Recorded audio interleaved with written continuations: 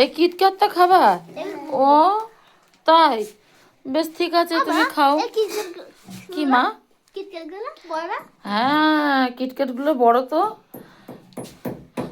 তাহলে তোমরা কি দোকানে বেচা রেখে তোমরা খেয়ে নেবা কিটক্যাট?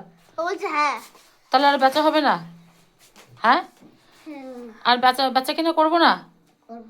করতে হবে। তাহলে যে কিটক্যাট, তারপরে এই যে বিস্কুট, এই যে জেলি চকলেট সব খেয়ে নিচ্ছ, তাহলে তো আর কিছুই থাকবে না। দিদি আর তুমি খাচ্ছ, যে দিদি বসে আছে দোকানে, হ্যাঁ, এদিকে তুমি।